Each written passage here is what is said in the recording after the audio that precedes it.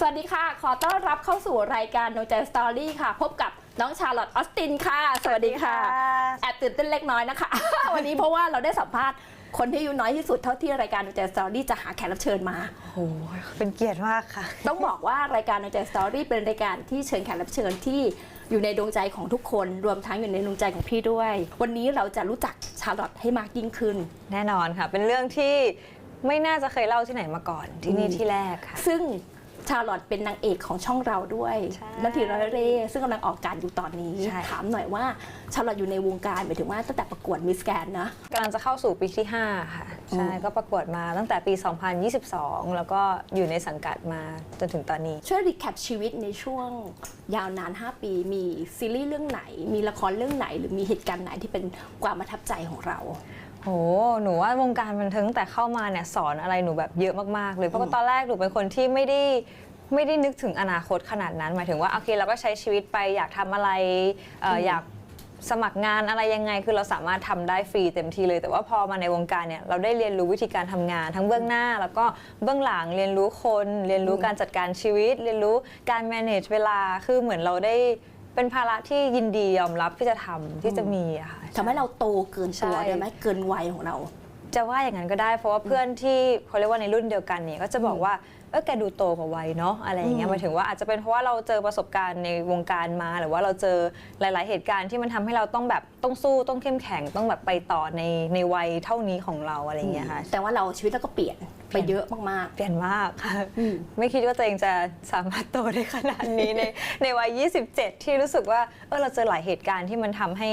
รีมายด์กลับไปว่าถ้าฉันเจอในตอนอายุเท่านั้นน่ะฉันก็คงแบบเป็นอย่างนั้นแหละแบบคงไม่สามารถทำอะไรได้ดีกว่านั้นแล้วแต่พอมันอยู่ไปเรื่อยๆมันได้รู้ว่าโอเคสิ่งไหนที่มันสามารถจะแก้ไขได้เปลี่ยนแปลงได้พัฒนาได้แล้วก็นำมาทำในต่อไปให้เป็นตัวเองในเวอร์ชันที่ดีขึ้นในแต่ละอายุของเราไปค่ะมีงานไหนที่เรารู้สึกยากบ้างไหมชาร์ลอตต์ยากทุกงานเลยเพราะว่าใหม่ทุกงานเลยว่าจะเป็นร้องเพลงเดินแบบนางงาม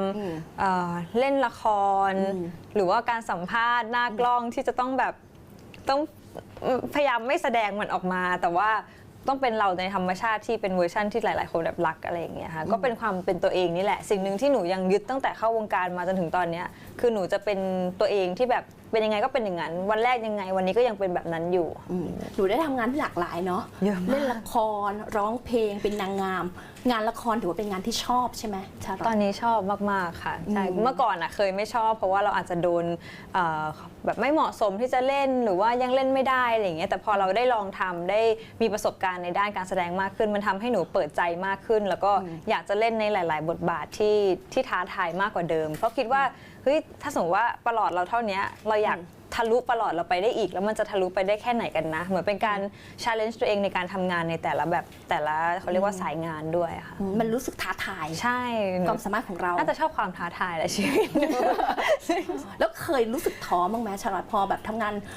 หนักๆเหนื่อยๆมีเวลานอนน้อยไม่เคยได้พักผ่อนหนูเคยท้อไหมถ้าช่วงประมาณ 2-3 ปีก่อนหน้าเนี่ยท้อตลอดเลยเพราะว่าทำอะไรก็จะรู้สึกว่า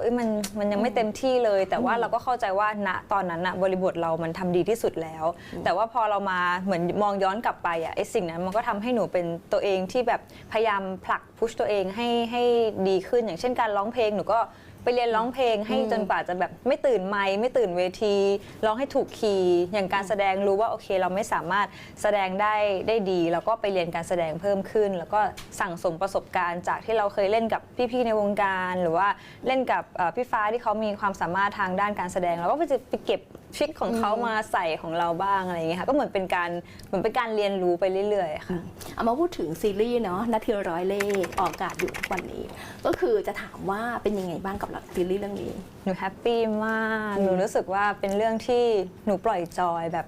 เป็นเรื่องที่เล่นแล้วรักตัวละครตัวนี้หลงรักตัวเองที่ได้ตัวเองกลับมาเพราะก่อนหน้านี้หนูจะเล่นซีรีส์ที่ค่อนข้างที่จะเครียดนิดนึงเหมือนตัวเองหายไปรวมกับเจอหลากหลายเหตุการณ์ด้วยแต่พอเราได้เป็นชลดาเนี่ยเหมือนตัวละครตัวนี้ดึงความเป็นชาร์ลอตต์ในปี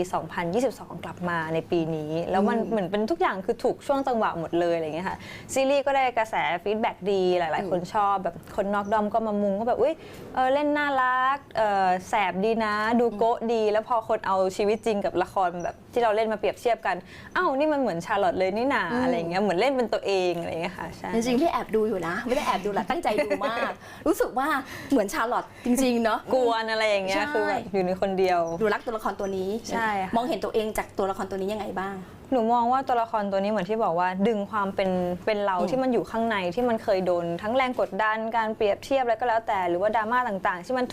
ถูกทับเอาไว้อย่างเงี้ยเหมือนชลดาเป็นคนดึงออกมาอีกครั้งหนึ่งทำให้หนูได้เป็นตัวเองในเวอร์ชันที่มีความสุขแล้วก็สดใสมากขึ้นกว่าเดิมจากที่เคยเป็นมามันพุทธออกมาใช่ไหมความกดดันต่างๆนานาที่เคยได้รับก็แสดงออกมาเป็นชลดาที่สดใสในตัวละครตัวนี้กับการเป็นนางเอกช่อง 7 SD เป็นยังไงบ้างชาลอตตื่นเต้นมากจริงๆอยากให้คุณยายรับรู้มากเลยว่าแบบว่าวันนี้หนูได้เป็นนางเอกช่อง 7แล้วนะเพราะเมื่อก่อนหนูจะชอบดูหนังของช่อง 7 มากว่าจะเป็นพลิกดินสู่ดาวสมัยนู้นอังกอร์อีกคมแฝกคือเราดูมาเยอะมากๆเราไม่เคยคิดว่าตัวเองจะมาอยู่ในวงการและยิ่งไปกว่านั้นคือจะได้มาอยู่หน้าแบบหน้าจอช่อง 7ที่มีโลโก้ช่อง 7อะไรอย่างเงี้ยคือดีใจมากๆค่ะแล้วก็อยากจะมีอีกในเรื่องต่อๆไปในเรื่องต่อไปหนูจะมีคิวให้ใช่ไหมมีค่ะมีให้เลยค่ะแล้ววันหนึ่งเราได้มาเป็นนางเอกหน้าช่อง 7เราก็รู้สึกภูมิใจใช่หนูเชื่อว่าไม่ใช่แค่หนูด้วยมาถึงแบบทางครอบครัวที่บ้านของคุณยายอะไรเงี้ยเขาก็ต้องคงภูมิใจในตัวหนูมากๆที่แบบว่าสามารถพาตัวเองมาในจุดที่ไม่เคยคิดว่าจะได้มาเลยเพราะว่าต้นทุนเราตอนแรกถ้าไม่ได้ประกวดนางงามหนูก็ไม่รู้ว่าจะเข้าวงการมาด้วยวิธีไหนหรือว่าแสงไหนจะส่องมาที่หนูอะไรเงี้ยค่ะถ้าเกิดว่าจะให้พูดถึงอยากเล่นละครช่อง 7อีกอยากเล่นแบบแนวไหนประมาณไหนบูบ้างอ่ะอยากบูอยากแบบลุยเข้าป่าหรือว่าใส่เสื้อยืดมอมๆได้เลยแบบว่ามีดินโคลนอะไรอย่างเงี้ยคือหนูชอบมากเพราะสมัยก่อนหนูก็เล่นน้ำคลองบ่อยใช่แต่ว่าส่วนมากจะได้เล่นซีรีส์ที่แบบอยู่แต่งผมทำสวยแต่งตัวดีๆอะไรอย่างเงี้ยคือเราอยากลองแบบสายลุยบ้างอยากเข้าป่าใช่อยากเข้าป่าแต่มันเหนื่อยนะชาร์ลอตชอบค่ะหนูชอบไปกองถ่ายมากหนูชอบไปแกล้งพี่ๆช่างไฟพี่ๆตากล้องอะไรอย่างเงี้ยคือรู้สึกว่าการไปกองมันทำให้หนูได้เหมือนได้ไปเจอเพื่อนๆพี่ๆอะไรอย่างเงี้ยค่ะใช่กับละครเรื่องนาทีเราได้ซีรีส์เนาะกับพาร์ทเนอร์อย่างอิงฟ้าเป็นยังไงบ้างโหถึงพี่ฟ้าหนูเล่นกันมาประมาณ 4-5 เรื่องแล้วรู้สึกว่าแต่ละเรื่องที่ได้รับมาคาแรคเตอร์จะไม่เหมือนกันเลยค่ะแล้วโดยเฉพาะเรื่องนี้มันมีความเป็นอิงลอดค่อนข้างสูงคือคนนึงชอบแกล้งคนนึงก็จะเป็นฟิลแบบอย่างพี่ฟ้าในอโปก็จะเป็นความอย่างนั้นเหมือนในชีวิตจริงอย่างเงี้ยบางครั้งก็จะแกล้งกลับบ้างบางครั้งก็จะแบบว่าเด็กนี่มันแสบจังอะไรประมาณนี้ค่ะก็คือเป็นคนชอบแกล้งคนอยู่แล้วมันก็เลยจะมีความแบบคล้ายๆกันก็ไม่ต้องเวิร์กช็อปอะไรกันมากจริงๆไม่ต้องปรับจูนอะไรกันเลยเพราะว่าเราแบบแทบจะไม่เลยชิลเล่นเป็นตัวของตัวเองประมาณนั้นเพราะอย่างพี่ฟ้าเองเวลาเขาเข้าบทเป็นอโปเนี่ยเขาก็จะเป็นคนบ้างงานเหมือนกับอิงฟ้าในชีวิตจริงที่เขาทำงานหนักมากๆแล้วเขาก็จะว่าบ้างงานก็ไม่เชิงแต่เหมือนแบบเต็มที่กับงานดีกว่าชอบฉากไหนมากที่สุดนะชาร์ลอตชอบฉากไหนมากที่สุดหนูชอบช่วง EP 1 กับ 2ที่มีความแกล้งเขามีความหยอกเขาหรือว่ามีความโชว์ความโก๊ะของเราอะไรเงี้ยเวลาเราเห็นเขาทำหน้าแบบจี้ๆอ่ะหนูจะรู้สึกแบบสะใจอะไรอย่างเงี้ยแบบอยากแกล้งอีกอยากหยอกอีกอะไรอย่างเงี้ยเริ่มเข้ากลางเรื่องเนี่ย EP 5 6 7 8เป็นต้นไปเนี่ยมันจะมีความที่ว่าอโปเขาจะไม่ได้เป็นคนเข่งขรึมแหละเขาจะเริ่มมีความแบบเป็นแม่น้ำแข็งแล้วแม่น้ำแข็งแล้วเขาจะมีความค่อยๆละลายบ้างแล้วก็พี่ฟิลผู้กำกับเนี่ยจะบอกว่าทำยังไงก็ได้นะให้เขาเขินซึ่งเราก็ต้องหาวิธีการในแต่ละอย่างบางทีสมมุติในฉากสมมุติแค่กินมาม่ากันแค่ป้อนหรือมองตาหนูก็จะค่อยๆแบบป้อนมองตาแล้วเอาหน้าเข้าไปใกล้ๆเพื่อให้ได้รีแอคว่าเขาจะรู้สึกยังไงณตอนนั้นที่เขาแบบต้องตกหลุมรักเราหรือว่าบางทีในฉากไม่ได้มีให้กอดแต่เรารู้สึกว่าณตอนนี้มันต้องกอดเราก็จะกอดตามความรู้สึกของชลดาที่อยากจะกอดอโปในตอนนั้นอะไรอย่างเงี้ยค่ะก็จะไว้กันสดตลอดใช่จะซื้อไม่รู้แต่ว่าเราแบบทำไปก่อนอะไรเงี้ยทำตามความรู้สึกของตัวละครที่ถ้าเป็นชลดาจริงๆอ่ะเขาจะทำยังไงให้อโปเสียศูนย์บ้างให้อโปแบบเขินบ้างหรือว่าคือด้วยความที่อโปไม่เคยมีความรักในเชิงแบบความสัมพันธ์มาก่อนเราก็ต้องเหมือนเป็นฝ่ายลุกนิดนึงอะไรอย่างเงี้ยเป็นฝ่ายเริ่มก่อนนอกจากทำตามความรู้สึกของชลดาแล้วท ตามความรู้สึกของชาลอตบ้างไหม ส่วนมากจะไม่ค่อยมีเว้นแต่ว่าจะอยากแกล้ง ถ้าอยากแกล้งแล้วก็ไม่รู้ว่าหน้าตอนนั้นเขาจะเป็นยังไงอะไรอย่างเงี้ยเช่นสมมติในฉากคือต้องหอมแก้ม1 ครั้งหนูอาจจะเบิ้ลไปเลย2 ทีอะไรอย่างเงี้ยก็จะดูว่าเขายังไงแล้วเขาจะรับส่งกลับมายังไงมันอาจจะได้แมจิกโมเมนต์ที่เฮ้ยน่ารักว่ะโอเคซื้อใส่เข้าไปให้แฟนๆได้รับชมความน่ารักในช่วงคลั่งรักของอาปัวกับชลดาอะไรอย่างเงี้ย อิงฟ้านี่เขินยากไหมชาลอต ยากยากมากทุกครั้งที่ถ่ายอ่ะเวลาพี่ฟิวบอกว่าโอเคลองทำให้เขินดู มันไม่ใช่แค่ครั้งเดียวไงคะมันจะต้องทำอย่างน้อยแบบอย่างน้อย3 เทคเพราะว่ามีกว้างแคบใกล้อะไรอย่างเงี้ยเราก็ต้องหามุกมาว่าทำยังไงดีจะต้องยังไงดีนะเหมือนที่หนูบอกว่าถ้าให้หอมแก้มครั้งหนึ่งหนูจะหอมแก้ม2 ครั้งให้เขารู้สึกแบบเฮ้ยเล่นอย่างนี้ใช่ไหมได้ลองดูอะไรอย่างเงี้ยค่ะ ให้พูดถึงผู้จัดหน่อยติ๊กกัญญารัตน์เป็นยังไงบ้าง พี่ติ๊กน่ารักมากมีขนมให้พวกหนูทุกคิวเลย ก็จะคอยมาที่กองค่ะแล้วก็จะถามเป็นยังไงบ้างโอเคไหมวันนี้แบบแฮปปี้ไหมกองนี้อะไรอย่างเงี้ยคือรู้สึกว่าเป็นผู้จัดที่เข้าใจทั้งนักแสดงทีมงาน แล้วก็เป็นคนที่ทุ่มแบบมากๆสำหรับโปรเจกต์นี้อะไรอย่างเงี้ยค่ะก็เลยรู้สึกว่ายิ่งทำให้เราเนี่ยอยากทำให้เต็มที่เข้าไปอีก เพราะว่ามีพี่ติ๊กคอยสปอร์ตอยู่ข้างหลังว่าเหมือนอารมณ์แบบส่งลูกไปโรงเรียนนะคะแล้วพอวันนี้ผลงานลูกออกมาแล้วอะไม่ใช่แค่พวกหนูแฮปปี้หนูว่าพี่ติ๊กกับผู้จัดก็คือแฮปปี้มากๆเหมือนกันที่หลายๆ คนชื่นชอบ ตั้งแต่เรื่องพี่ดินแล้วก็มาเรื่องน้ำเดี๋ยวมีลมกับไฟอีกหนูว่าพี่ติ๊กน่าจะยิ้มแบบถึงหูเลยเนาะเป็นซีรีส์ที่ดูแล้วอบอุ่นไปด้วยความรัก เชื่อว่าทุกคนแบบเป็นช่วงเวลาโมเมนต์ของครอบครัวได้เลย สามารถเรียกพ่อแม่พี่น้องปู่อาตามานั่งกินข้าวแล้วก็ดูไปด้วยกันได้แบบมีแต่รอยยิ้มเสียงหัวเราะแล้วก็น้ำตาเล็กน้อยค่ะให้มีสีสันเป็นซีรีส์ที่สามารถดูได้ทั้งครอบครัวทุกเพศทุกวัยดูได้หมดเลยดูตอนไหนก็ได้ดูแล้วแบบสีชมพูนะพี่ดูแล้วพี่ยังแบบรู้สึกเขินรู้สึกแบบน่ารักดีอะไรอย่างเงี้ยแล้วความรักของชลดากับอาโปนี่คือแบบลุ้นไปด้วยว่าแบบสุดท้ายแล้วจะเป็นยังไงคนนิ่งๆเข่งขรึมเขาจะตกหลุมรักแล้วเขาจะมีอาการคลั่งรักยังไงก็ต้องไปรอติดตามเอาวันนี้พิเศษมากๆเลยรายการ No Jazz Story ของเรามี7 ข้อ 7 หัวข้อมาให้ชาร์ลอตพูดถึงความหมายความสำคัญของ7 ข้อนี้ว่ามีความสำคัญอะไรกับชาร์ลอตบ้างดวงใจของดัดดี้และครอบครัวจริงๆถ้าไม่ได้นับตัวเองหนูจะให้ครอบครัวกับคุณพ่อคุณแม่เนี่ยมาที่1คือไม่ว่าตอนนี้เขาอยากจะได้อะไรหรือว่าอยากจะทำอะไรคือหนูจะเป็นคนซัพพอร์ตเต็มที่หมายถึงว่าอย่างแม่เพิ่งกลับจากต่างประเทศมาอยู่ที่ไทยอะไรเงี้ยต่อให้ไม่ได้อยู่ด้วยกันหนูก็จะโอเคให้เงินให้คุณแม่ให้เงินคุณพ่อ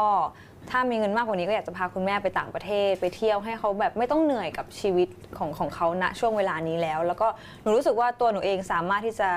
เขาเหมือนเรียกว่าหาเลี้ยงครอบครัวเป็นเหมือนเสาหลักของครอบครัวได้อะไรอย่างเงี้ยค่ะก็จะมีป้าน้าที่อยู่ต่างจังหวัดคือทุกวันนี้ทำงานหนักก็1เพื่อตัวเองด้วยแล้วก็เพื่อคนที่อยู่ข้างหลังที่เขาเคยซัพพอร์ตเรามาตั้งแต่แบบเด็กๆแล้วค่ะบ้านหนูไม่ได้เป็นบ้านที่มีตังค์ขนาดนั้นแต่ก็ไม่ได้ลำบากแต่แค่ณวันนี้พอเราหาเงินได้มากกว่าที่เคยได้หรือว่าที่ครอบครัวเคยมีเราก็อยากจะแบบนำตรงเนี้ยไปให้เขาบ้างอยากให้เขารู้สึกว่าเฮ้ยแบบเนี้ยคือสุขสบายอะไรอย่างเงี้ยค่ะถือว่าชาร์ลอตก็เสร็จกับคุณพ่อใช่ค่ะก็โตมากับคุณพ่อเพราะคุณแม่ต้องไปทำงานต่างประเทศแบบหลายๆที่อะไรอย่างเงี้ยค่ะก็จะอยู่กับพ่อมาตั้งแต่เด็กๆเลยสมัยเด็กๆนี่คือชาร์ลอตในเวอร์ชั่นเด็กหญิงเป็นยังไงบ้างดื้อซนแก่นเซียวขนาดไหนหนูดื้อหนูซนหนูหัวดื้อหนูหัวรั้นหนูชอบเถียงหนูเอาแต่ใจแต่ว่าทุกอย่างมันอยู่ในกรอบใช่จะไม่มีจบได้ดีคือดื้อนะแต่ว่าโอเคมันก็ดื้อตามความเป็นเด็กแหละแล้วก็เวลาเราโดนคือคุณพ่อไม่เคยดุไม่เคยตีไม่เคยว่าอะไรเลยมีแต่แค่อธิบายให้ฟังว่าถ้าทำแบบเนี้ยมันจะเกิดแบบนี้ขึ้นนะแต่ถ้ายังทำเนี่ยก็ได้แต่คุณจะรู้เองจากสิ่งที่คุณทำคือจะได้บทเรียนจากที่ตัวเองเป็นนี่แหละใช่แต่ถ้าเป็นคุณแม่ก็จะมีตามภาษาตีบ้างดุบ้างอะไรอย่างเงี้ยค่ะมีวีรกรรมอะไรที่แบบแสบซ่าสุดๆมีไหมถ้ากับคุณแม่เหรอหนูเคย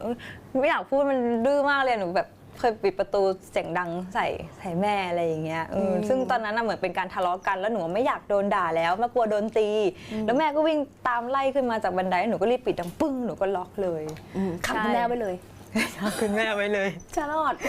ขังคุณแม่ไว้เลยแล้วก็ตอนนั้นที่จำได้คืออันนี้เป็นหน้าเศร้านิดนึงตรงที่ว่าหนูนอนกับคุณแม่แล้วก็ตื่นเช้ามาแม่ไม่อยู่แล้วแ แต่มีจดหมายเขียนไว้อยู่บอกว่าต้องไปทำงานต่างประเทศไม่อยากบอกกลัวลูกร้องไห้ก็เ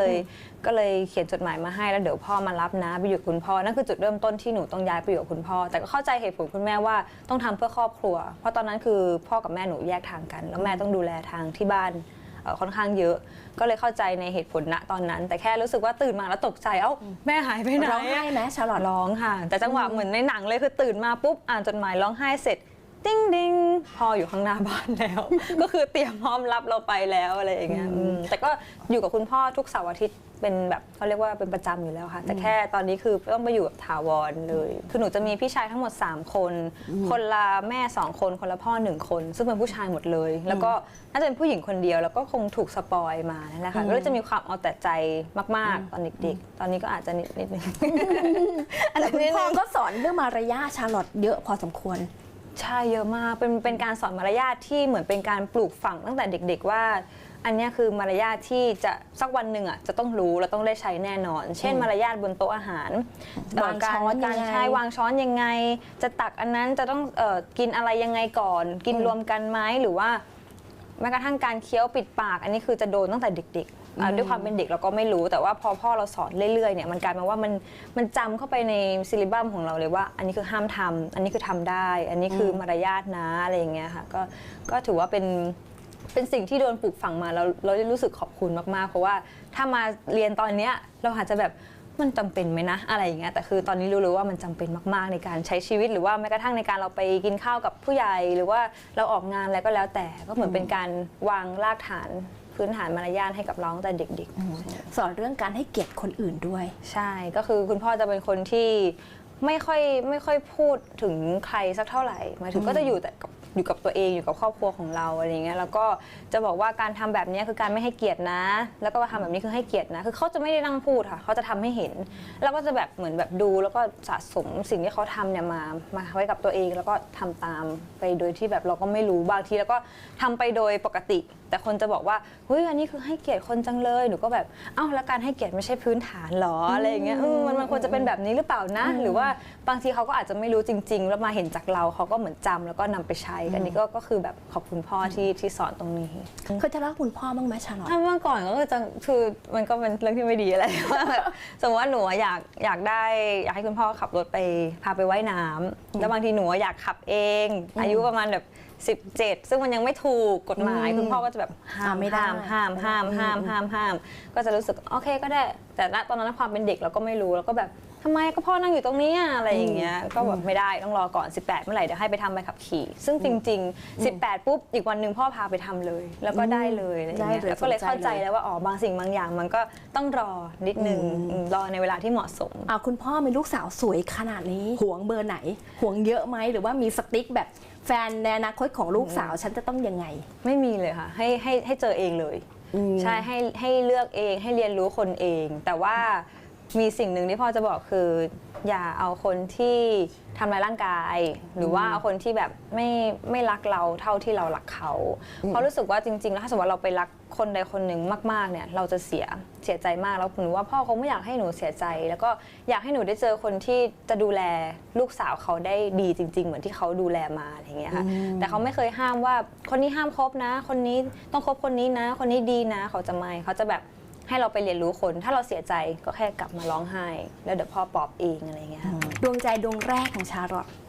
ดวงใจดวงแรกของหนูไม่นับตัวเองไม่นับพ่อแม่ฮัลโหลกระต่ายหนูยังไงเป็นดวงใจดวงแรกยังไงจริงๆหนูเคยมีสัตว์เลี้ยงมาก่อนแล้วค่ะแต่ว่าพะโล้กระต่ายหนูเนี่ยเขาจะเป็นตัวแรกที่หนูเลือกเองหนูส่งลูกชื่อพะโล้หนูส่งลูกไปให้ฟาร์มเลยแล้วก็น้องก็นั่งรถจากกรุงเทพเนี่ยมาหาที่ภูเก็ตซึ่งก็เป็นตัวแรกที่รู้สึกว่าหนูไม่ได้มองเขาเป็นสัตว์เลี้ยงแล้วค่ะหนูมองเขาเหมือนเป็นลูกแล้วอะไรเงี้ยตอนนี้คือตอนหนูมีบ้านปุ๊บหนูก็สร้างบ้านหลังเล็กให้เขาอยู่ทำสวนให้เขาอยากสวนให้พะโล้ด้วยเอ็นดูมากๆเลยอยากพาไปเที่ยวอยากให้กินของดีๆอยากให้แบบคือมีครั้งหนึ่งที่น้องเป็นมะเร็งมดลูกแล้วหนูคือกระต่ายมันเซนซิทีฟมากๆแล้วหนูเข้าใจหัวอกคนเป็นแม่ที่แบบ เฝ้ารอลูกออกมาจากห้อง ICU เลยอะหนูรู้สึกว่าแบบ อารมณ์นั้นเลย ใช่มันคือสิ่งนั้นเลยมันคือว่าทำไมแม่รักเราจังเลยอะไรอย่างเงี้ยนี่คือความรู้สึกของเรากับกระต่ายหลายคนจะบอกว่าเฮ้ยเป็นแค่กระต่ายเองอะไรเป็นสัตว์เลี้ยงไม่มันมากกว่านั้นมันคือแบบถ้าไม่มีเขาหนูว่าหนูก็คงไม่สามารถผ่านเรื่องแย่ๆมาได้จนถึงทุกวันนี้เพราะว่าทุกครั้งที่หนูเศร้าหรืออะไรก็แล้วแต่เหมือนเขารับรู้เขาจะวิ่งมาจากที่แบบปกติจะไม่ค่อยสนใจหนูด้วยซ้ำอะไรอย่างเงี้ยแต่วันนั้นเป็นวันที่หนูนั่งร้องไห้หน้าห้อง ICU แล้วหนูแบบถ้ารอดมาได้นะจะดูแลให้ดีกว่าเดิมเลยอะไรเงี้ยก็เลยสร้างบ้านให้ทำสวนให้พยายามดูแลไม่ตีเลยไม่ดุด้วยสมมติกัดวอลเปเปอร์อย่างเงี้ยเป็นหนูเมื่อก่อนจะแบบพะโล้อยากทำตีแล้วเดี๋ยวนี้คือแบบกัดเลยเดี๋ยวไม่เป็นไรค่อยติดใหม่ เรียกว่าทุกวันนี้ ติดใหม่ นอกจากสู้เพื่อครอบครัวแล้วสู้เพื่อพะโล้ด้วย ใช่สู้เพื่อน้องอยากให้คืออยากมีเงินเยอะๆแล้วอยากพาน้องไปเล่นหิมะใช่แต่หนูไม่รู้ว่าจะสามารถไหมแต่นั่นคือความฝันของเราทุกครั้งที่เราเห็นกระต่ายกระโดดลงหิมะแล้วหนูแค่นึกถึงว่าถ้าลูกเราได้ลงไปเล่นหิมะจะต้องเป็นเสียงเหมือนเด็กหัวเราะแน่เลยอะไรอย่างเงี้ยคือมันแบบจินตนาการไปแบบคือด้วยความที่เราก็ยังไม่ได้มีลูกแล้วก็มีน้องที่เลี้ยงมาตั้งแต่ตัวเท่านี้จนตอนนี้แบบโอ้โหไซส์เท่าแมวแล้วค่ะ เรียกว่าเป้าหมายชีวิตของหนู คือพาพะโล้ไปเล่นหิมะ ใช่อยากพาไปต่างประเทศบ้างอะไรอย่างเงี้ยคือน้องชอบทะเลแหละค่ะแต่ว่ามันเจอกันเยอะแหละทะเลเนี่ยแต่ว่าอยากพาไปในที่อื่นๆที่เขาให้เขาได้ไปนั่งดูบรรยากาศต่างๆบ้างอะไรเงี้ย รู้ใจของเพื่อนกับเพื่อนให้พูดถึงเพื่อนหน่อยว่าแบบสนิทสนมกับเพื่อนมีเพื่อนสนิทอะไรยังไงบ้าง เมื่อก่อนหนูเป็นคนมีเพื่อนเยอะแต่พอเรามีเพื่อนเยอะปุ๊บเราให้ใจทุกคนไปอย่างเงี้ยไม่ใช่ทุกคนจะให้ใจกลับมาหนูเลยได้บทเรียนมาว่าคนให้ใจกับคนที่ให้ใจกับเราเท่านั้นตอนนี้หนูก็เลยมีเพื่อนประมาณไม่ถึง10 คนนะคะที่แบบสนิทจริงๆที่เราจะสามารถโทรคุยไปเที่ยวสบายใจที่จะให้รับรู้หรือว่าคอยอยู่ข้างๆเราอะไรเงี้ยในวันที่หนูแย่ที่สุดก็จะมีเพื่อนกลุ่มเนี้ยรีบแบบขับรถมาหาบางคนคือ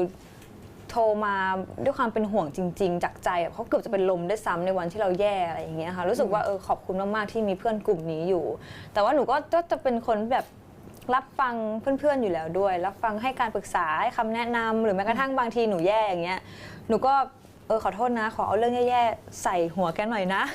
แกช่วยฉันหน่อยอะไรเงี้ยเพื่อนหนูว่ามาเลยเต็มที่ระบายมาได้เลยอะไรเงี้ยเราก็นี่สำหรับพี่แล้ว10 คนถือว่าเยอะมากๆนะจริงๆในชีวิตคนเรานะมีเพื่อนแค่1 คนที่เป็นเพื่อนแท้จริงๆมี1 คนที่คบกันมาเกิน15 ปีแต่ว่าเขาเป็นแอร์อยู่ต่างประเทศจะไม่ค่อยได้คุยกันเท่าไหร่แต่ว่าถ้ากลับมาก็จะเจอกันนี่ค่ะแต่ถ้าใน10 คนนี้หนูมองว่าคุณภาพมากๆแหละสำหรับหนูถือว่าโชคดีติดเพื่อนแม่ชาลอตติดค่ะติดเพื่อนอยากให้เพื่อนมาหาที่บ้านทุกวันอยากให้มานอนด้วยอยากให้แบบมาอยู่ด้วยก็ได้อะไรเงี้ยแต่ว่าหนูเองก็จะมี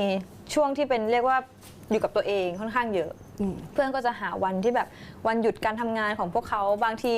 บางคนหยุดไม่ตรงกันอย่างเงี้ยก็จะพยายามขอเจ้านายขอหยุดวันนี้แลกวันหยุดกับคนนู้นเพื่อจะได้มากินข้าวด้วยกันที่บ้านอะไรเงี้ยก็หนูว่าเพื่อนก็ติดเราด้วยแหละต่างคนต่างติดต่างคนต่างติดใช่แล้วเวลาเรามีเวลาว่างจริงๆอ่ะก็เดี๋ยวนี้เริ่มแบบเฮ้ยเราไปต่างจังหวัดกันไหมเราไปใช้เวลาแบบที่อื่นกันบ้างไหมเช่นแบบตอนนี้ต่างจังหวัดเดี๋ยวจะมีแพลนต่างประเทศแล้วรู้สึกว่า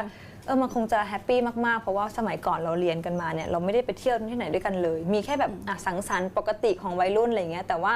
เที่ยวในที่นี้คือเที่ยวในการใช้ชีวิตในช่วงวัยนี้แล้วก็มีการพูดคุยกันถึงอนาคตด้วยคืออยู่กันแบบให้คำแนะนำให้คำปรึกษาให้แต่ละคนแบบเติบโตไปเรื่อยๆอะไรเงี้ยค่ะคืออยากเติบโตไปด้วยกันอยู่ในกลุ่มเพื่อนนี่เราเป็นยังไงเราเฮฮาสนุกเป็นคนตลกตามใจ หรือเป็นคนสปอยเพื่อนไหมหรือว่ายังไงไม่สปอยค่ะจะดุนิดนึงจะดุแล้วก็จะค่อนข้างที่จะเป็นหัวโจกของแต่ละบริบทนั้นไปอะไรเงี้ยแต่ว่าส่วนมากเพื่อนจะชอบมาปรึกษาซะมากกว่าเราก็จะมีถ้าเพื่อนผิดจริงๆเนี่ยเราดุเราจะไม่ให้ท้ายเลยเราจะบอกว่าทำสิ่งนี้มันผิดก็รู้นี่ทำไมต้องให้พูดคิดไม่ได้หรออาจจะใช้คำพูดไม่ได้แรงมากแต่ว่าใช้คำพูดให้คิดได้ใช่ก็เลยคิดว่าเพื่อนน่าจะมองว่ามันไอคนเนี้ยมันสามารถที่จะปรึกษาได้หรือว่าถ้าอันไหนที่สามารถให้คำแนะนำจากสิ่งที่เราเคยเจอเนี่ยแล้วก็เอาบทเรียนของเราไปบอกว่าฉันเคยเจอแบบนี้นะวิธีแก้ฉันเป็นแบบนี้ลองถามเพื่อนคนนี้ซิเป็นยังไงก็จะค่อยๆมาแชร์กันจริงๆแต่สลายมาค่อนข้างเยอะเหมือนกันค่ะสำหรับหนูรู้สึกว่าแต่สำหรับวันนี้แล้วชาลอตหน้าตาหนูสดใสมากขนาดพี่มาเต็มขนาดนี้ชาลอตใส่เสื้อยืดตัวเดียวนี่หนูไม่สามารถละสายตาจากการเก็ตได้ เลยอะ จากเพชรวิ่งวิ่งของพี่ได้ใช่ไหม เหมือนนั่งคุยกับดวงดาวแบบว่า พี่ชื่อดวงใจไง อุ๊ย ก็ต้องดวงดาวเนอะ ถูกต้องเลย เพราะ ค่ะ ซูมเขารู้ไงว่าพี่เจอชาร์ลอตเขาก็เลยแบบว่าเล่นใหญ่ให้พี่เลย ไม่ใหญ่จริง ก็ถ้าแตกสลายหนูว่าเป็นตั้งแต่เริ่มเข้าวงการละกัน แต่ไม่ได้บอกว่าวงการบันเทิงไม่ดีนะคะหมายถึงว่าพอเราเข้าวงการมาเนี่ยเราได้เจอคนในหลากหลายรูปแบบ เราได้เจอเหตุการณ์หลากหลายเหตุการณ์ที่เฮ้ยถ้าฉันไม่อยู่วงการฉันคงไม่เจอแบบนี้ แต่ว่าเส้นทางมันเลือกไม่ได้โชคชะตามันกำหนดมาแล้ว แต่หนูขอบคุณมากเลยสำหรับหลายๆ บทเรียนหรือว่าหลายๆประสบการณ์ที่มันเกิดขึ้น เพราะว่าถ้าไม่มีเหตุการณ์นั้นอะทุกวันนี้หนูอาจจะไม่ได้เดินทางสายธรรมก็ได้หมายถึงว่าอาจจะไม่ได้เป็นตัวเองในเวอร์ชั่นที่สดใสมากขึ้นในเวอร์ชั่นที่นิ่งมีสติก็ได้อะไรเงี้ยค่ะก็หนูมองว่าเป็นคนแต่ละคนที่เราได้เจอมากกว่า ซึ่งมันคือชีวิตของคนปกตินี่แหละที่แบบว่าต้องเจอคนในรูปแบบหลากหลายรูปแบบ แล้วมันทำให้เราได้เรียนรู้คนไปเรื่อยๆเรียนรู้ข้อดีข้อเสียหรือว่าวิธีแก้วิธีการรับมือกับคนวิธีการจัดการกับคนหรือว่าแม้กระทั่งจัดการกับความรู้สึกตัวเองอะไรเงี้ยค่ะเพราะฉะนั้นหนูมองว่าเป็นบทเรียนที่ขอบคุณแล้วก็อยากจะเหมือนคีปเอาไว้แหละในอะไรที่มันดีแต่อันไหนที่ไม่ดีก็ถือว่าให้มันผ่านไปวันนี้เราได้ตัวเองกลับมาแล้วอะไรอย่างเงี้ย เมื่อกี้ชาร์ลอตพูดว่าเข้ามาสู่สายธรรม จริงๆหนูอะเริ่มเข้ามาช่วงม .6 แต่ว่าถ้าแบบจริงๆจังๆเลยอะเนี่ยเมื่อประมาณปีที่แล้ว หรือไม่ก็2 ปีที่แล้วจนถึงตอนนี้ค่อนข้างจะมุ่งเลยในทางนั้นอะไรอย่างเงี้ย ดี ค่ะ มากๆเลยชาร์ลอต ใช่หนูรู้สึกว่าคือหนูได้บทเรียนจากธรรมะเยอะมากๆมีคำหนึ่งที่หนูคอยพูดกับตัวเองเสมอคือซื่อสัตย์กับความรู้สึกของตัวเองแล้วเราก็จะรู้ว่าตัวเองเป็นยังไงคือเมื่อก่อนหนูอะเคยป่วยแบบแพนิคกินยาซึมเศร้าอะไรอย่างนี้ค่ะแต่ว่าพอเราได้มาฟังธรรมะเนี่ยพอเราได้รู้แบบความรู้สึกตัวเองจริงๆอะณตอนนี้อยากทำอะไรอยากร้องไห้ก็ร้องมีความสุขก็มีความสุขยังไม่อยากทำอะไรก็ไม่ต้องทำคือรู้สึกว่ามันง่ายมากๆแต่เมื่อก่อนมันจะเป็นการหลอกตัวเอง แต่ตอนนี้คือเข้าใจตัวเองมากขึ้นนิ่งมากขึ้นมีสติมากขึ้นก็ถือว่าธรรมะก็ให้หลายๆอย่างกับหนูมากๆรู้สึกว่าไปวัดแล้วมันสงบมากๆจริงๆ ช่วงนี้ก็คืออยากจะไปวัดคือ ใช่ หมายถึงว่าติดกับการไปวัดเหมือนกัน ใช่หนูนั่งสมาธิมีวันหนึ่งหนูนั่งสมาธิแล้วหนูก็เห็นตัวเองยืนมองตัวเองอยู่ ก็เลยแบบรีบบอกพระอาจารย์ไปหาพระอาจารย์คะหนูนั่งสมาธิหนูเห็นตัวเองมันแปลว่าอะไรคะอะไรเงี้ยเพราะว่าเราก็เข้าใจแล้วแหละว่าแบบการสงบจริงๆการอยู่กับตัวเองจริงๆอ่ะมันคืออะไรมันเป็นมาได้ยังไงอะไรเงี้ยเพราะตอนแรกก็ตกใจนึกว่าคิดไปเองแต่ว่ามันเกิดขึ้นได้ จากเส้นทางชีวิตที่ผ่านมาเราก็เหมือนโดนดราม่าเยอะเหมือนกันชาร์ลอตที่ผ่านมา เป็นยังไงบ้างเราข้ามมันมาได้นอกจากธรรมะแล้วอะไรที่ช่วยเตือนสติเราดึงเราก เก่ ลั ง บมา มากเลยหนูเก่งรู้สึกตัวเองเก่ง กอดตัวเองใช่ไหมเพราะว่ารู้สึกว่าแบบตัวเองก็แบบผ่านเรื่องราวชีวิตมา หนูมองว่าสตินี่แหละสำคัญที่สุด เพราะเมื่อก่อนเนี่ยพอเราเจอดราม่าเนี่ยสติเราจะกระเจิงเลยแบบเฮ้ยทำไมคนว่าฉันอย่างนั้นคนมองฉันอย่างนี้ไม่ได้ฉันไม่ใช่อย่างนั้นคือพยายามจะหาวิธีในการให้คนเข้าใจ แต่พอเราอยู่มาเรื่อยๆเนี่ยพอเราเริ่มมีสติมากขึ้นที่จะแบบนิ่งแล้วก็ไม่ต้องไปสนใจในสิ่งที่ไม่ได้เป็นประโยชน์กับตัวเราคืออยู่กับตัวเองก่อนอย่างเงี้ยค่ะแล้วก็สักวันหนึ่ง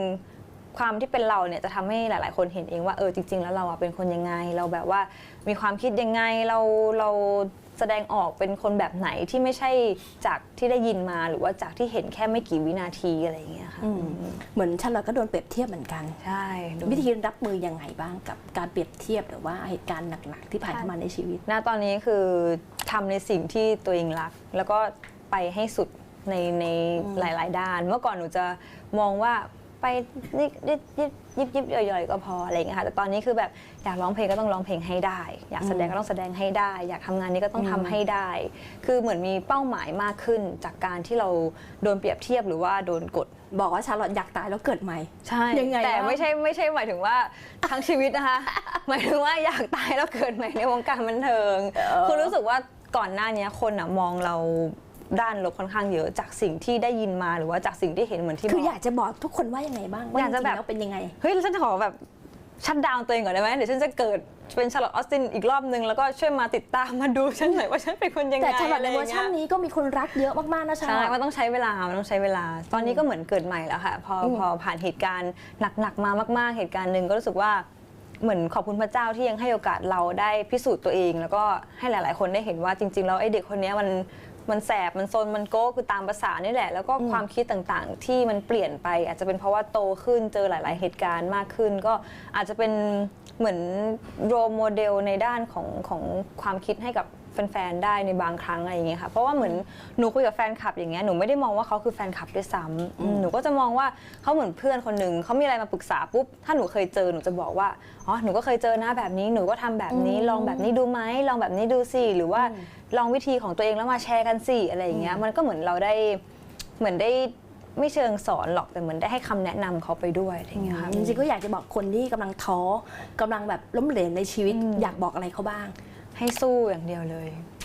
กลืนความขมขื่นทุกอย่างลงไปซะแล้วทิ้งมันแล้วก็ฮึดขึ้นสู้ใหม่ยังไงวันพรุ่งนี้มันก็เป็นอีกวันหนึ่งแล้ว เรามีโอกาสในการเริ่มใหม่ได้ในทุกๆวัน มีโอกาสสะสม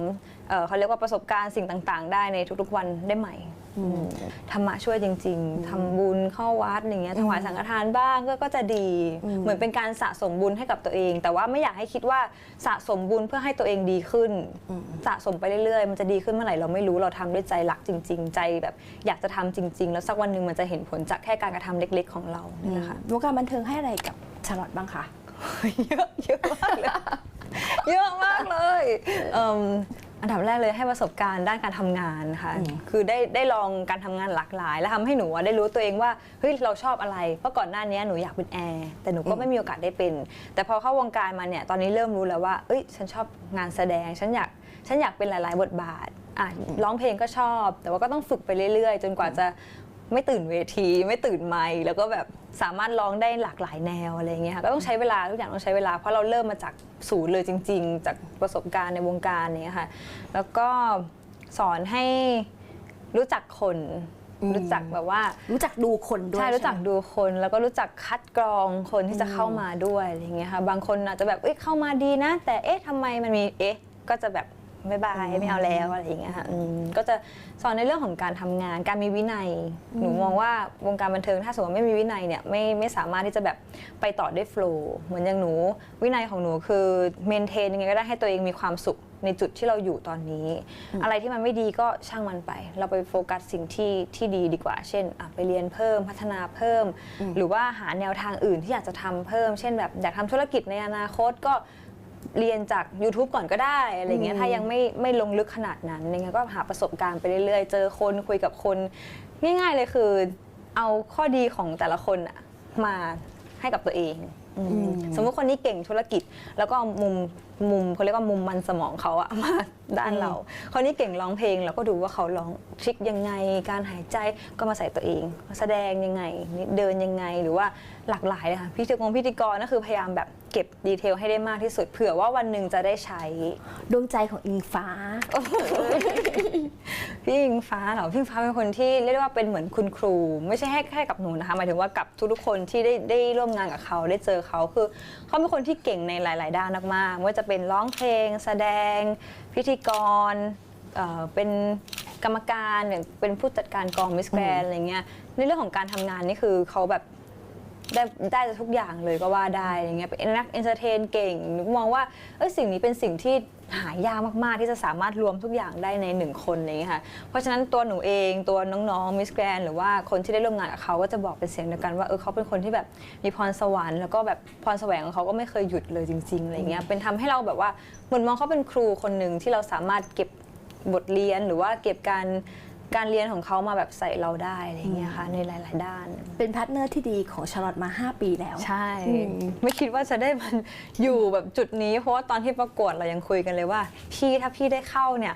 พี่ไปเอามงเลยนะเดี๋ยวหนูจะไปเป็นแอร์หนูจะไปบินละอะไรเงี้ยแต่ว่าโชคชะตามันทำให้เราได้มาอยู่ด้วยกันแล้วก็ได้มีผลงานได้เติบโตไปด้วยกันได้มีอีกครอบครัวหนึ่งที่เรียกว่าครอบครัวอิงลอดที่ไม่คิดว่าจริงๆครอบครัวอิงลอดคือครอบครัวแรกในวงการหรือด้วยซ้ำที่เป็นแบบแฟนๆอะไรอย่างเงี้ยค่ะเพราะว่าเขาก็อยู่กันมาตั้งแต่ 2022 ก่อนเข้ากองด้วยซ้ำอะไรอย่างเงี้ยแล้วก็พอได้ทำงานได้รู้จักได้อะไรรู้สึกว่าเขาเป็นคนที่น่าศึกษาน่าเรียนรู้น่าค้นหาอะไรอย่างเงี้ยค่ะเพราะว่าชีวิตเขาจะผ่านหลายๆสตอรี่มาเยอะมากๆแล้วก็บางสตอรี่เราสามารถนำมาแบบแบบหนึ่งข้อระวังได้หรือว่าเป็นบทเรียนให้เราได้แล้วก็ทำให้เราพัฒนาตัวเองให้ไปได้ไกลยิ่งขึ้นอะไรอย่างเงี้ยค่ะอยากบอกอะไรกับอิงฟ้าที่เราไม่เคยบอกมาก่อนน้อยไม่ได้บอกทุกอย่างแล้วนะเนี่ย อยากให้พี่ได้ไปเที่ยวรอบโลกแล้วก็ให้พี่ได้ไป กินของอร่อยๆในแต่ละประเทศเพราะว่าเขาจะเป็นคนกินยากนิดนึงเวลาไปต่างประเทศอะไรอย่างเงี้ยค่ะก็อยากให้เขาได้ลองแบบหลากหลายอาหารหลากหลายอย่างแล้วก็ได้ไปพักผ่อนจริงๆสักทีที่แบบต่างประเทศที่เขาอยากไปสวิตเซอร์แลนด์อะไรอย่างเงี้ยคือจริงๆเราเคยแวะจุดเขาเรียกว่าพักเครื่องที่สวิตเซอร์แลนด์แต่ว่ามันเป็นระยะเวลา 2-3 ชั่วโมงอย่างเงี้ยหนูก็คิดว่าเนี่ยถ้าสมมติเขาทำงานหนักมากๆหนูอยากให้เขาได้ไปสวิตเซอร์แลนด์จริงๆอยากให้เขาได้แบบมีความสุขกับเขาเรียกว่าช่วงเวลาที่ทำงานหนักมามากๆจริงๆอย่างเงี้ยก็จะรอดูรูปใน IG แล้วก็พาชาลอตกับพะโล้ด้วย อุ้ย พะโล้รอก่อนนะลูก รอก่อนนะลูกนะ ถ้าเกิดว่าจะนิยามความรักในแบบฉบับของอิงฟ้าชาลอตคืออะไรยังไงความหวังดีก็ได้ค่ะเป็นความหวังดีที่แบบเราอยากให้เขาได้เติบโตในสายงานวงการบันเทิงเนี่ยหนูไม่รู้ว่าจะไปสิ้นสุดที่ตรงไหนจะไปแบบว่าเขาอาจจะเหนื่อยก่อนไหมหรือว่าเขาจะไปพุ่งต่ออะไรคือหนูอยากรู้ว่าเขาจะสามารถแบบไปได้ตรงไหนอะแบบว่าเฮ้ยพี่ฟ้าจากที่เราเคยรู้จักกันในปี 2022อะแต่ตอนนี้พี่แบบตรงเนี้ยเป็นไปได้ยังไงอะไรมันเกิดขึ้นแล้วอะไรอย่างเงี้ยมันเหมือนเป็นเหมือนพี่อีกหนึ่งคนที่เราจะคอยมองว่าแบบอันนี้เขาสมควรได้รับแล้วก็คู่ควรได้รับจริงๆกับการพยายามของเขาที่ผ่านมาทั้งหมดอะไรเงี้ยค่ะต่อให้ณตอนนั้นจะแบบว่า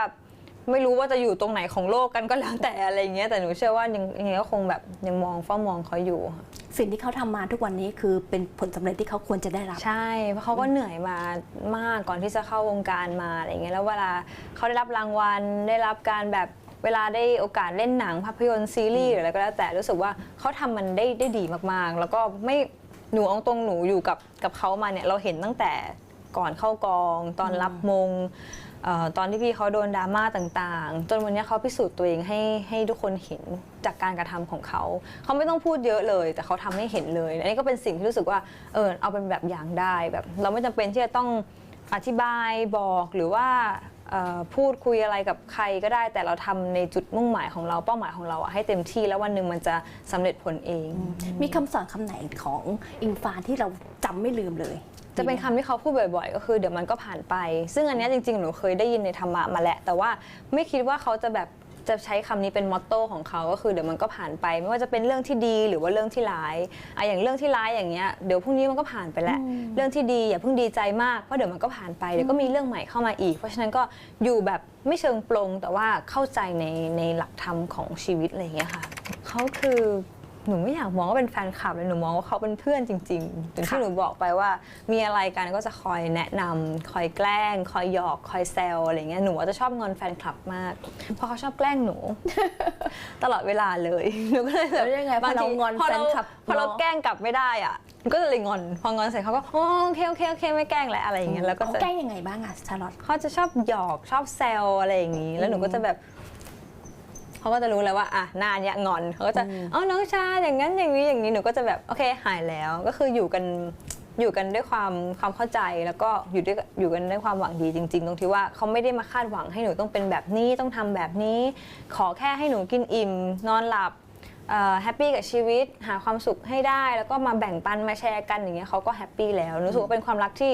บริสุทธิ์สำหรับแฟนคลับที่รักเราจริงๆเพราะเราเองก็อยากให้เขาแบบมีความสุขกับชีวิตในการตามเราเหมือนกันชีวิตชาลอตมีแต่แฟนคลับใช่คือรู้สึกว่าพอเราอยู่ด้วยกันมาตั้งแต่แรกๆอ่ะการที่ได้เห็นไม่ใช่แค่ในระยะเวลา 2-3 เดือนแต่มันคือหลายปีบางคนอยู่กันจนแบบจำหน้าได้แล้วคนนี้มีลูกแล้วลูกโตแล้วคนนี้ได้เลื่อนขั้นแล้วคนนี้เรียนจบแล้วมันคือเหมือนแบบเฮ้ยใครก็ไม่รู้อยู่ดีก็มารู้จักกันได้เจอกันได้เห็นการเติบโตของเขาเองด้วยเช่นอย่างมีแฟนคลับที่กำลังจะเรียนจบและเขาตัดคลิปมาให้เราตั้งแต่สมัยไหนแล้วก็ไม่รู้บางคนได้เลื่อนขั้นแล้วบางทีหนูเพิ่งมารู้ด้วยซ้ำว่าตำรวจเฉยเลยแฟนคลับคนนี้คือตำรวจแฟนคลับคนนี้ทำงานนี้คือเหมือนเราอยู่กันจนเรารู้แล้วว่าคนนี้คือใครคนนี้ทำงานอะไรคนนี้ทำไมวันนี้คนนี้ไม่มาจะเริ่มจำได้จำชื่อได้บ้างจำชื่อได้บ้างอะไรอย่างเงี้ยชื่อได้บ้างใช่แต่ส่วนมากก็จะรู้ว่าคนนี้แอคเคาท์นี้คนนี้แอคเคาท์นี้ก็จะเริ่มจำไปเรื่อยๆค่ะถ้ามาเจอกันบ่อยๆก็จะจำได้ชาลอตเคยโกรธแฟนคลับที่ไม่เข้าใจเราบ้างไหมโกรธไหมล่ะจะมีแค่งอนแค่รู้สึกว่าณตอนนี้ยังไม่เข้าใจไม่เป็นไรแต่ว่าอย่าพึ่งมาว่าเรานะอะไรอย่าพึ่งว่ากันนะอะไรอย่างเงี้ยคือจะโกรธไหมหนูว่าเป็นแค่อารมณ์ที่แบบอีกแล้วเหรอแต่ไม่เป็นไรแล้วก็แฮ ปปี้ของเราไปแล้วก็ เขาก็รัก ทำให้ เรา แฮปปี้ใช่เขาก็รักเวลาเราเจอเรื่องอะไรก็แล้วแต่แล้วเราทำผิดอย่างเมื่อก่อนอย่างเงี้ยเวลาเราทำผิดแล้วก็แล้วแต่เขาจะมีแค่เตือนแบบเหมือนดุเล็กน้อย เพื่อให้เราได้รู้ว่าอันนี้คือสิ่งที่ไม่ควรทำนะต้องทำแบบนี้แล้วมันจะดีนะอันไหนที่ดีหนูก็รับฟังแต่ถ้าไหนที่มันใช้อารมณ์ในการแบบว่าในการโพสต์หรือว่าอะไรเงี้ยหนูก็คือจะอ่านแล้วก็ไม่เป็นไรผ่านไปถ้าเราไม่ใช่ก็ไม่เป็นไรอะไรเงี้ย ชาลอตมีอะไรอยากจะบอกแฟนคลับบ้าง ก็อยู่กันแบบมีความสุขนะคะ ดูการเติบโตของทุกคนอยู่เสมอนะคะ แล้วก็ถ้าเป็นไปได้มาหากันบ่อยๆนะจะได้จำได้แล้วก็อยู่กันแบบครอบครัวเป็นนานๆนะคะ ไม่ใช่ว่าเขาดูการเติบโตของเราก็ดูการเติบโต เราก็ ของ ดู เขา เราก็ส่องเขาเหมือนกัน มาถึงดวงใจของชาลอต ดวงใจของหนูคือตัวเองนี่แหละค่ะ รู้สึกว่า เป็นสีอะไรตอนนี้ดวงใจของหนู เป็นสีเหลืองค่ะรู้สึกว่าเป็นสีที่สดใสเป็นสีที่สบาย เป็นสีที่สงบ แล้วก็เหมือนเป็นแสงสว่างให้กับ ธรรมะ ตัวหนูด้วยใช่เนี่ยหนูจะชอบนึกถึงแต่อะไรอย่างเนี้ยคือนึกถึงแบบแสงที่ออกมาหรือเวลาไปไหว้พระแล้วพระเป็นสีทองสีเหลืองอะไรเงี้ยหนูจะรู้สึกว่าเราสงบเราสบายเราอยากให้มีความสงบในชีวิตเรามากๆ แล้วก็อยากมีความสุขมากๆกับชีวิต ไม่ต้องหวือหวาก็ได้เรียบๆก็ได้ค่อยๆไปอะไรเงี้ยแต่ว่ามีความสงบตรงที่ว่าหนึ่งเราไม่เอาเรื่องปวดหัวเข้ามาใส่ตัวเอง แล้วก็สามารถดำรงชีวิตต่อได้ด้วยความสุขจริงๆซื่อสัตย์กับความรู้สึกตัวเองจริงๆเข้าใจตัวเองแล้วก็อยู่กับตัวเองเยอะๆค่ะ ชาลอตหนูรู้สึกภูมิใจตัวเองมากน้อยแค่ไหน ณวันนี้หนูภูมิใจ 100% เลยค่ะ เพราะว่าตัวหนูเองเคยผิดหวังกับตัวเองมาแล้วอะไรอย่างเงี้ยแล้วก็เหมือนที่บอกว่าเหมือนหนูได้โอกาสจากพระเจ้าในการใช้ชีวิตอะไรอย่างเงี้ยหนูก็เลยอยากจะใช้ชีวิตของตัวเองให้ดีขึ้นกว่าเดิม รู้วิธีการจะรักตัวเอง รู้วิธีการจัดการความรู้สึกของตัวเอง แล้วก็ไม่ทำร้ายตัวเองว่าจะเป็นทางด้านของจิตใจหรือว่าร่างกายอะไรอย่างเงี้ยค่ะพอเรามาอยู่ตรงเนี้ยเราอยากจะเห็นตัวเองในเวอร์ชั่นที่ดีมากขึ้นกว่าเดิมไปด้วยไม่ใช่แค่แฟนคลับมองเรานะเราอยากเห็นตัวเองที่แบบเฮ้ยถ้าเราทำได้มากกว่านี้มันจะเป็นยังไงถ้าเราเรียนรู้ตัวเองมากกว่านี้รักตัวเองมากกว่านี้แล้วตัวเราจะมีความสุขมากแค่ไหนเพราะนี่ขนาดรักตัวเองไม่ได้100%นะยังมีความสุขมากขนาดนี้เลยอะไรอย่างเงี้ยค่ะใช่เหมือนเน้นความสุขของตัวเองเป็นหลักมากกว่า ที่หนูบอกว่าหนูจะไม่ทำร้ายตัวเองที่ผ่านมาเคยรู้สึกดิ่งท้อถึงขั้นทำร้ายตัวเองบ้างไหม หนูเคยเหมือนที่บอกว่าหนูเคยกินยาพวกแพนิคต่างๆแต่สุดท้ายแล้วมันก็ต้องกลับวนมาที่ตัวเองว่าเราจะกินยาเนี่ยไปตลอดชีวิตเลยเหรอเราจะไม่หาวิธีแก้ด้วยตัวเองหรือว่าวิธีการจัดการความรู้สึกด้วยตัวเองจริงๆหรออะไรเงี้ยมันก็เลยทำให้หนูเลิกยาเลยแล้วก็หาวิธีอื่นแทนอย่างธรรมะก็อาจจะช่วยให้จิตใจเราสงบมากขึ้นเวลาเจอเรื่องที่มากระทบเหมือนเรามีเกราะป้องกันเด้งออกไปอย่างเงี้ยค่ะก็เลยไม่ต้องทำให้หนูกินยาหรือว่าต้องใช้ในส่วนนั้นในการมารักษาตัวเอง แต่ว่ารักษาตัวเองด้วยจิตใจแล้วก็ความคิดเขาเรียกว่าความรู้สึกของตัวเองนี่แหละค่ะดีที่สุดแล้วเป้าหมายในชีวิตของหนูเห็นบอกว่าตอนนี้คือมีเรียนภาษาจีนด้วยเรียนร้องเพลงยังไงบ้างเรียนจีนเรียนร้องเพลงแล้วก็กำลังจะเรียนรู้วิธีการทำธุรกิจของตัวเองเพราะหนูเชื่อว่าตัวหนูอย่างวงการอย่างเงี้ยไม่สามารถที่จะแบบโอ้โหมันก็ต้องมีขึ้นมีลงเผลอๆบางทีมันคงไม่ใช่งานที่จะแบบไปตลอดชีวิตของเราอะไรเงี้ยเราก็ต้องหาเหมือนแผนสำรองซึ่งตัวหนูอยากเป็น business working woman ที่แบบว่ามีธุรกิจเป็นของตัวเองทำงานเก่งบริหารการจัดการเก่งอะไรเงี้ยก็อยากจะมีอย่างใดอย่างหนึ่งที่เป็นของตัวเองด้วยเหมือนกันค่ะก็เล็งไว้หลากหลายเลยอยากทำธุรกิจอะไรบ้างตั้งเป้าไว้หรือเปล่าว่าอยากจะทำธุรกิจอะไรที่มันแบบเราถนัดเราชอบหนูอยากทำธุรกิจเสื้อผ้าเพราะหนูเป็นคนชอบแต่งตัวแบบตามมินิมอลสไตล์ง่ายๆให้ทุกคนสามารถใส่ได้แล้วก็จัดดอกไม้ร้านจัดดอกไม้เพราะว่าหนูเป็นคนชอบดอกไม้ชอบตัดดอกไม้ทุกครั้งที่จัดดอกไม้หนูจะเหมือนได้อยู่กับตัวเองจริงๆได้เห็นความสวยงามได้เห็นแบบจริงๆการจัดดอกไม้สามารถทำให้หนูเห็นได้ว่าตอนนี้หนูคิดอะไรอยู่ถ้าเมื่อไหร่ที่หนูจัดแบบสวยงามแบบว่าทุกอย่างเป็นเลเยอร์เนี่ยตอนนี้คือกำลังกดดันอยู่เพราะทุกอย่างมันต้องเป๊ะแต่ถ้าเมื่อไหร่ที่หนูจัดแล้วมันมีการชี้นู่นนี่บ้างผสมกันบ้างตอนนี้คือกำลังแบบครีเอทีฟของกับตัวเองอยู่จริงๆเหมือนมีการฟุ้งไอเดียต่างๆเลยค่ะรู้สึกว่าเหมือนเราได้เห็นตัวเองจากสิ่งที่เราทำใช่แล้วก็อยากเปิดร้านคาเฟ่กับเพื่อนที่เป็นทำเล็บต่อขนตาทำขนมเดี๋ยวพี่เป็นลูกค้าเวิร์กช็อปอะไรอย่างเงี้ยได้เลยยินดีทำให้ฟรีเลยรู้สึกว่าอยากเป็นคอมมูนิตี้ของผู้หญิงที่แบบว่าสามารถมาได้จริงๆผู้ชายก็ทำเล็บได้นะแต่เราต่อขนตาด้วยก็ได้นะอะไรอย่างเงี้ยจริงๆผู้ชายทำเล็บเหมือนกันใช่มาทำเป็นฟิลเวิร์กช็อปอะไรอย่างเงี้ยให้ทุกคนได้ ได้อยู่กับตัวเองด้วยได้เห็นความสวยงามด้วย ก็รู้สึกว่ามันน่าจะเป็นอีกหนึ่งธุรกิจที่อยากจะทำแต่คงทำกับเพื่อนนะคนเดียวคงไม่ไหว ทำไมถึงเลือกเรียนภาษาจีนนะชาลอต รู้สึกว่าเป็นอีกหนึ่งภาษาที่ได้ใช้แน่ๆ ถ้ายังไม่ใช่วันนี้ก็คงเป็นในอนาคตที่อาจจะมีแฟนๆชาวจีนเพิ่มขึ้น หรือว่าทำธุรกิจถ้าจะทำจริงๆโอ้โหอย่างที่รู้คือจีนเขาแบบ business มากๆอะไรอย่างเงี้ยค่ะก็อยากจะเก็บเป็นอีกหนึ่งภาษาที่เป็นภาษาความรู้ในการสื่อสารของเรา เพื่อเปิดโอกาสให้เราได้ไปเจอโลกใหม่ๆ หรือว่าได้ไปเจอวิธีการทำธุรกิจการทำงานใหม่ๆ ผู้คนด้วยค่ะ ความสุขของชาลอตคืออะไร ความสงบ ความสงบ ความสงบในที่นี้คือไม่ใช่ว่าตัวเองเรียบง่ายนะคะหมายถึงว่าไม่ว่าเจอเรื่องอะไรก็แล้วแต่เราเน้นความสงบเป็นหลักก่อน แล้วก็เดี๋ยวค่อยมาดูว่าปัญหานี้สิ่งที่เจอมันแก้ไขได้ยังไงบ้าง แล้วก็อีกอย่างหนึ่งคือสติ เพราะหนูเป็นคนเคยสติกระเจิงมาแบบโอ้โหไม่รู้กี่เรื่องแล้วอะไรอย่างเงี้ยค่ะแล้วพอเรามานั่งคิดดีๆเราแต่ละเรื่องที่มันเกิดขึ้นเป็นเพราะเราไม่มีสติเลยนี่นาอะไรอย่างเงี้ยเพราะฉะนั้นก็สติเป็นสิ่งสำคัญสำหรับตัวหนูแล้วก็น่าจะสำหรับหลายๆคนด้วยเหมือนกันถ้ายังไงลองแบบลองคุยกับตัวเองเยอะๆเพราะหนูเคยคุยกับตัวเองตรงที่ว่านั่งอยู่แล้วก็ถามตัวเองว่าตอนนี้รู้สึกยังไงหรอตอนนี้หรอรู้สึกว่าเหนื่อยอะอยากนอนแล้วมันนอนได้ยังเหมือนเป็นการคุยกับตัวเองแบบไปมาอาจจะดูเพ้อเจ้อแต่มันช่วยจริงๆในการจัดการความคิดณช่วงเวลานั้นได้อะไรอย่างเงี้ยค่ะหรือว่าอีก5 ปีมองตัวเองยังไงอยากทำธุรกิจแล้วเริ่มทำอะไรยังก็จะเริ่มเหมือนแบบอาจจะเป็นเพราะว่าหนูอยู่คนเดียวด้วยมั้งคะเลยคุยกับตัวเองค่อนข้างเยอะเพราะจริงๆอายุ27นี่คือพี่ก็ทึ่งแน่ๆสัมภาษณ์ไปพี่ก็แอบทึ่งว่าแบบหนูแบบรู้สึกว่ามีสติในการใช้ชีวิตแล้วก็มี mindset ที่แบบแบบคิดถึงธรรมะเข้าธรรมะอะไรเงี้ยคือด้วยช่วงวัยแล้วพี่ก็รู้สึกแบบเซอร์ไพรส์นะเนี่ยพี่รู้สึกว่า Amazing มากเลยนะชาลอตฝากผลงาน ได้เลยค่ะตอนนี้นะคะก็ฝากนาทีร้อยเล่ห์ไว้ด้วยนะคะน่าจะเกินครึ่งทางกันแล้วนะคะก็ให้กำลังใจอโปชลดาแล้วก็รวมไปถึงพี่น้องวาทินวณิชด้วยนะคะไม่ว่าจะเป็นพี่ดินพี่น้ำคุณลมน้องไฟนะคะก็ฝากพวกเราครอบครัววาทินวณิชไว้ด้วยนะคะเตรียมเป็นสะใภ้บ้านที่2แล้วค่ะเดี๋ยวนี้ต้องบอกว่าหลากหลายมากๆต้องบอกว่าชาลอตเป็นคนที่ mindset ทัศนคติดีมากๆเลยขอบคุณมากๆนะชาลอตที่มาแชร์ประสบการณ์ดีๆให้เราฟังรวมทั้งผู้ชมทางบ้านด้วยขอบคุณมากๆไว้เดี๋ยวมาได้เลย